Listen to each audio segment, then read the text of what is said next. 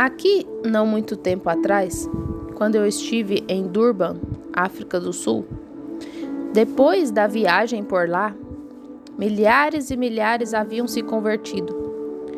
Finalmente nos encontramos para aquela grande reunião final em Durban. Naquele dia, eu nunca vou esquecer. Quando estávamos todos reunidos ali, o prefeito veio me levar para essa cidade, para dar uma volta na cidade ali. E por 3 quarteirões atrás do hipódromo, havia assentos alinhados, as pessoas sentadas.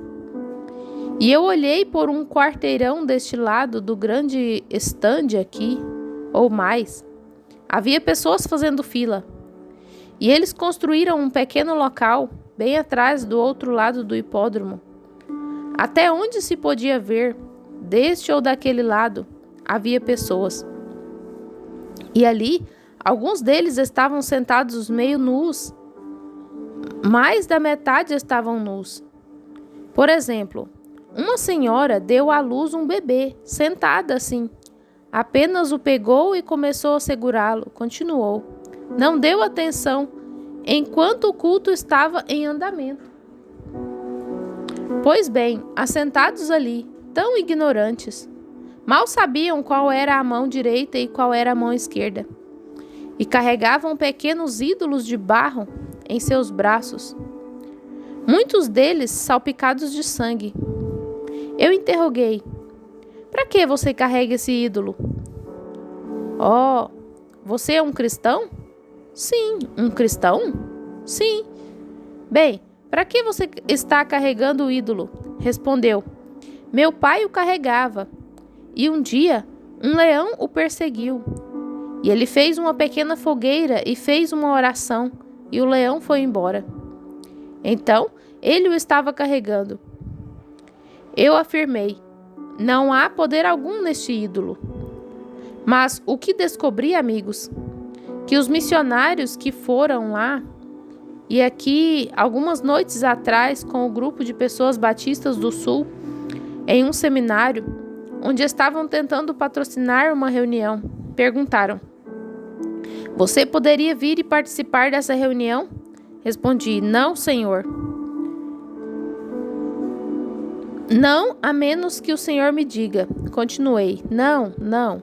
Eu disse: bem, ele argumentou: bem, Dr. Sandon Billy Graham em Whitty ficou ali e autografou seus livros. E continuou: irmão Branham, a questão é que você tem muitos santos roladores ao seu redor.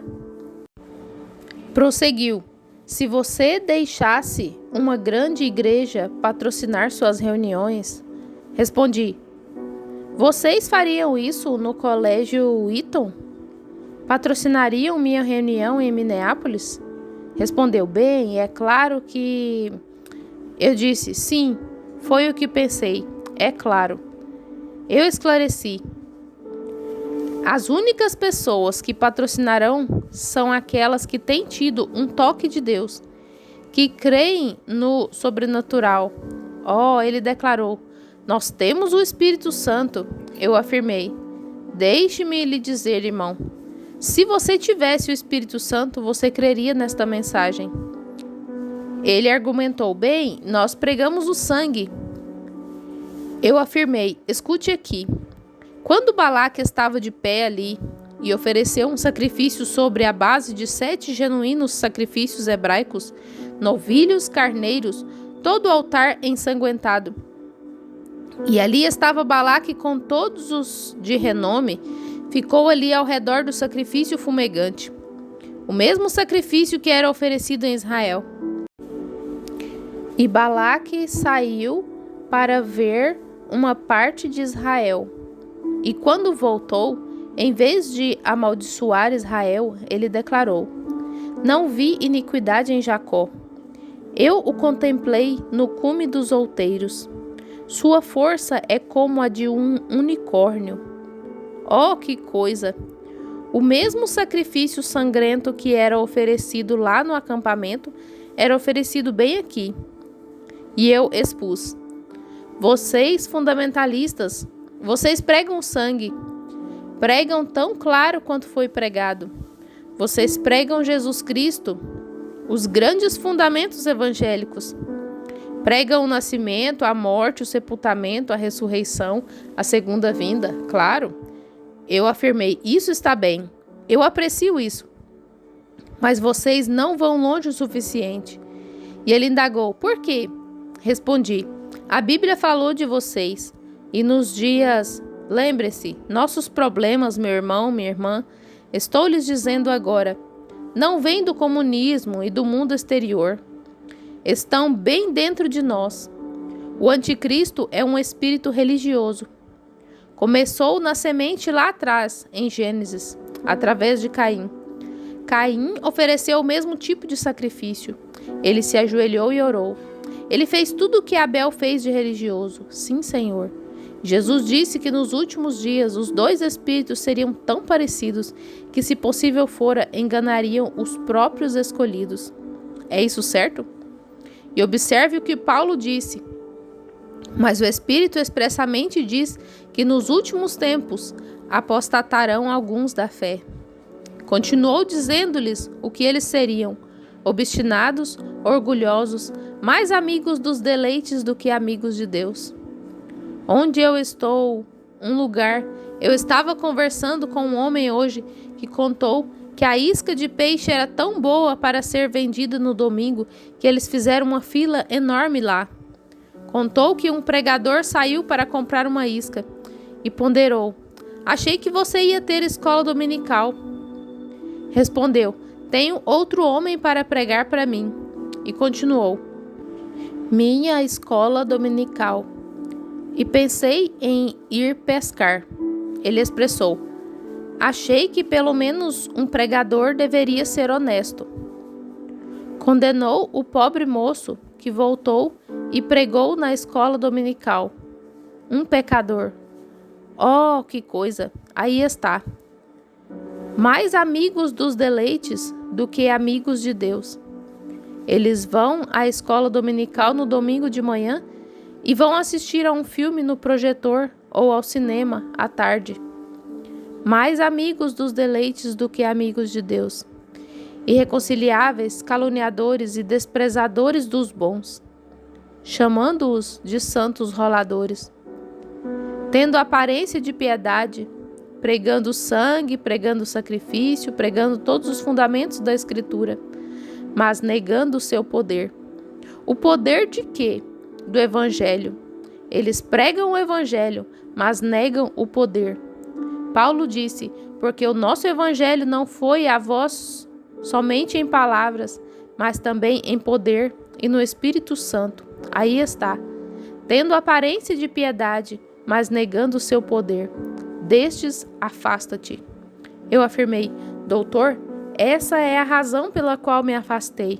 E continuei, alguns de vocês, fundamentalistas, com menosprezo, ficam ali e não prestam nenhuma atenção, assentam-se ali mal-humorados e hostis. Isso me deixa congelado até a morte, na primeira noite. E prossegui. Como Paul Heider contou, quando se inclinou sobre o ombro de Rhodes, lá em Los Angeles, exatamente no mesmo templo onde o congressista Upshaw foi curado. Ele disse, se eu houvesse dito a Ernest Baxter, meu administrador, ele contou que Paul estava chorando. Ele disse, Ern, se eu tivesse enviado a minha mensagem aos entusiasmados pentecostais, eu não estaria nessa condição hoje. Mas eles me afligiram e me preocuparam, a ponto que aqui estou morrendo com um câncer. Sim, irmão, aleluia, você pode ir. E eu conheço muitos deles que, de modo absoluto, receberam o Espírito Santo lá atrás. Vários deles, vários homens no campo hoje, mas têm vergonha de confessá-lo. Mas eu sou um batista que recebeu o batismo do Espírito Santo e creio nisso de todo o coração e o ensino. Aleluia! Eu permanecerei fiel à velha palavra. Sim, Senhor. E Deus a tem confirmado em todo o mundo. Quando eu estava ali em Durban, na África, eu disse a este grande grupo de ministros batistas que estava ali jantando no hospital judaico. Eles tinham uma equipe de médicos lá falando sobre cura divina. Alguns grandes milagres tinham acontecido em Louisville. Eles interrogaram: "E quanto a isso?" E um dos médicos respondeu: "Bem, eu lhes digo, acho que o maior poder do mundo não é a bomba atômica, mas um crente em contato com seu Criador. Isso muda toda atitude, muda sua mentalidade, muda seu hábito, muda seu corpo, muda sua natureza, tudo. Então, como poderia?" Eu conclamei: "Cavalheiros, olhem aqui. Vocês têm enviado missionários para a África." E continuei: "Aqui está o Dr. Davis, que me disse que eu havia enlouquecido. E me disse que eu havia tido um pesadelo quando aquele anjo apareceu para mim."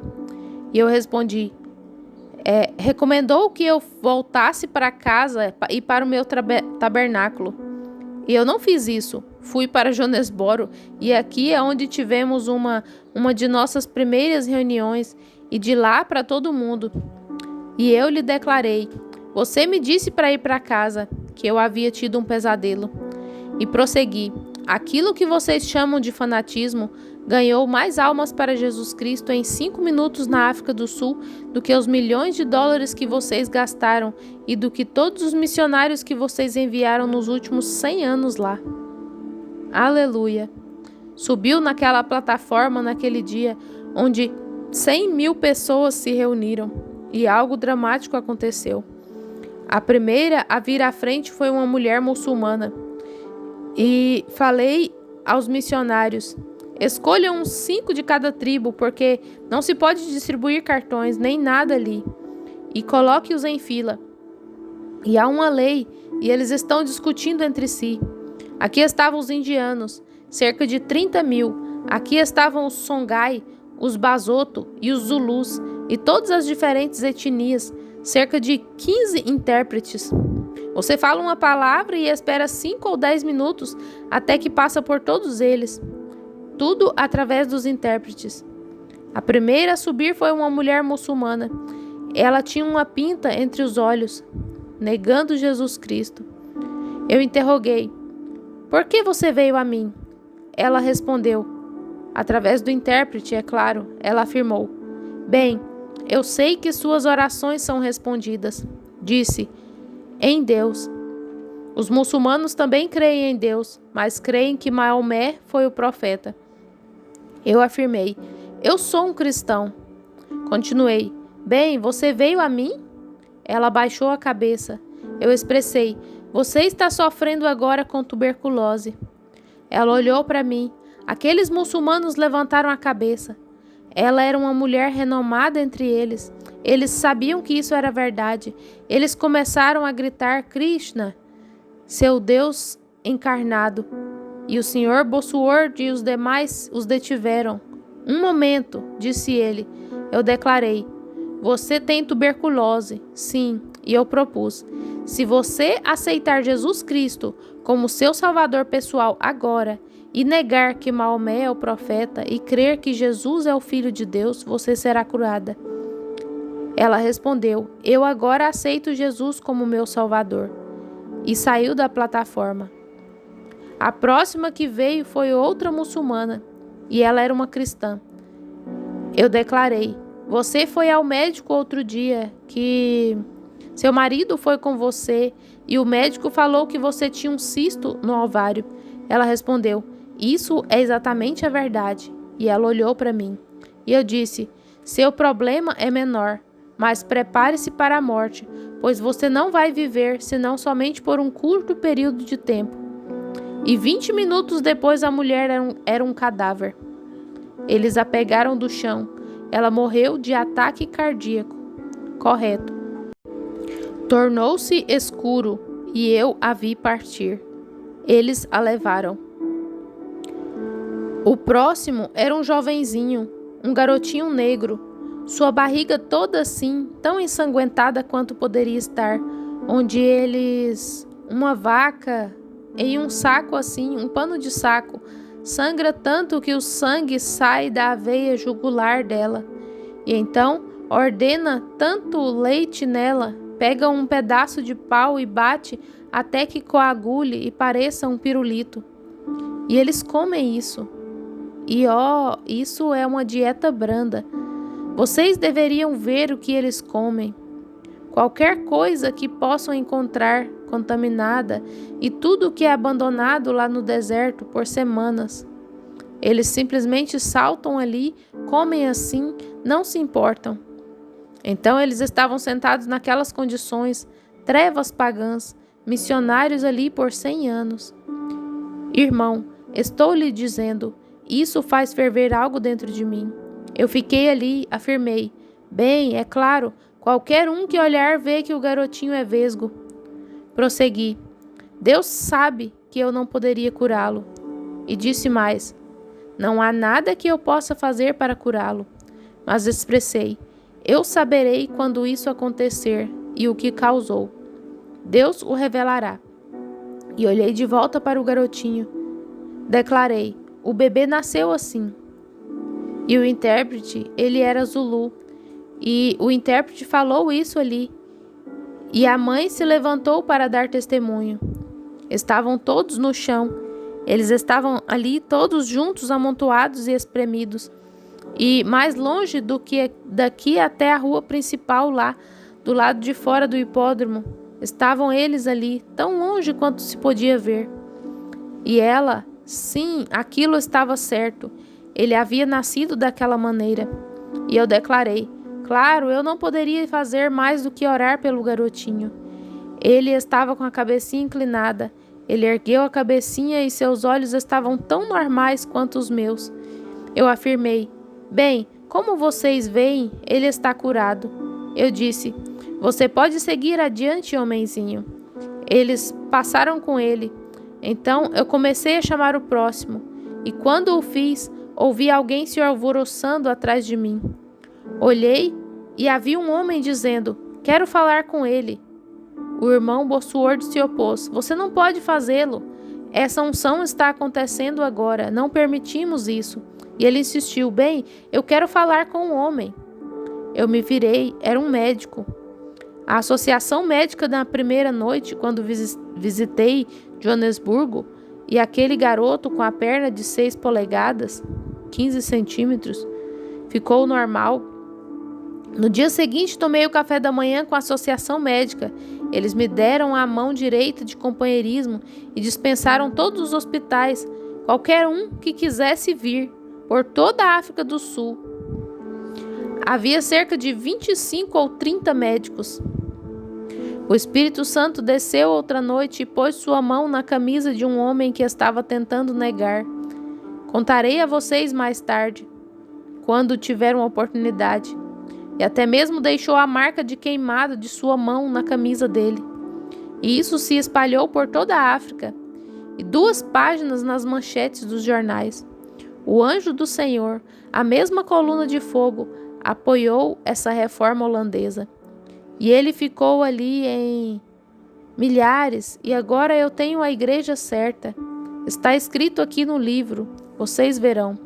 E eu tenho a camisa em casa, onde o ministro da reforma holandesa, ele foi e disse a este outro ministro, o homem não passa de um leitor psíquico de mentes. Ele afirmou, Deus tenha misericórdia de sua alma pecaminosa. Ele narrou, eu estava lá ontem à noite e vi a perna daquele menino se endireitar. Quando ele nem sabia, ele disse, ele viu um ônibus vindo de uma cidade chamada Durban. E contou, eu vi aquela moça se levantar e declarou, este é o dia da nossa visitação. O outro replicou, bobagem. Ele disse, vou orar por sua alma pecaminosa.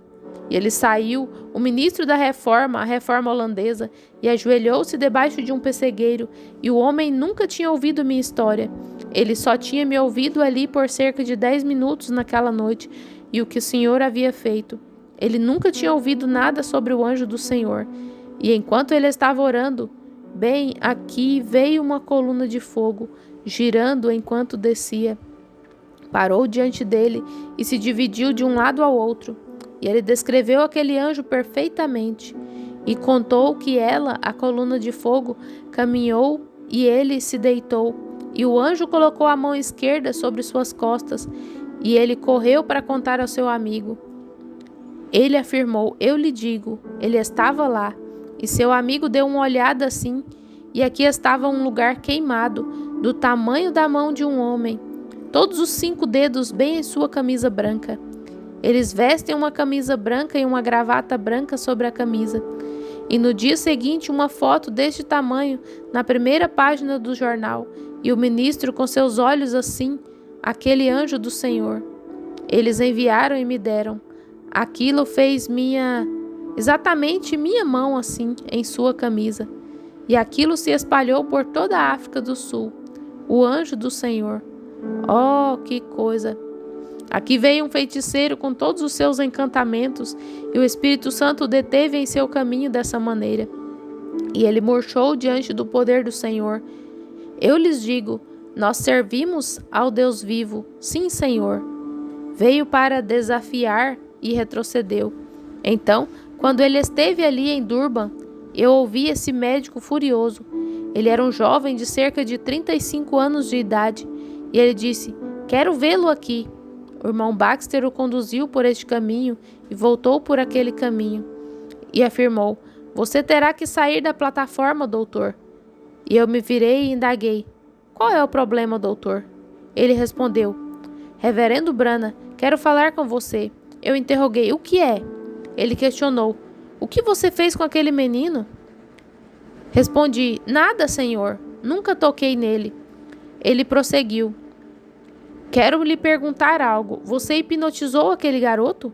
Ele disse: eu deixei aquele garoto passar pelos portões aqui embaixo, os portões de ferro, para mantê-los ao redor deste cercado onde eu estava. Continuou: eu o conduzi pelos portões, e eu o vi de pé ali, e ele levantou a cabeça. Seus olhos ainda estavam vesgos, e agora seus olhos estão normais. Declarou: ele está de pé bem ali ainda. Ele o examinou e concluiu: seus olhos estão normais. Indagou: o que aconteceu? Vocês verão a foto do menino lá. E insistiu: o que aconteceu? Você hipnotizou aquele garoto. Eu afirmei: doutor, eles lhe dão licença para praticar a medicina e não sabem nada mais sobre hipnotismo do que isso? E prossegui: estou surpreso com você. Ele afirmou: reverendo Branham, havia uma grande quantidade de lírio, copo de leite ali. Continuou: eu sei que Deus está naqueles lírios, mas posso ver onde sua fala pode ter um efeito psicológico sobre as pessoas ali, o que está bem. E concluiu: mas não consigo ver onde haveria qualquer coisa, senão a vida que está naquele lírio, que pudesse estar ali para endireitar os olhos daquele menino. Eu afirmei: doutor, a única coisa que você sabe é que os olhos dele estavam vesgos e agora estão normais. Você só tem minha palavra para crer. Isso é tudo o que eu poderia dizer. E o irmão Baxter começou a tirá-lo da plataforma. Ele disse: espere um minuto. E diante de 100.000 pessoas, aquele homem foi até ali e disse: então, eu quero receber Jesus Cristo como meu Salvador pessoal. E quando o encontrei nos portões em Durban ou em Joanesburgo, quando parti, o homem me abraçou e falou em outras línguas. Essa é a verdade. Eu creio que Deus vai chamá-lo para o ministério. Um médico, um notável médico inglês.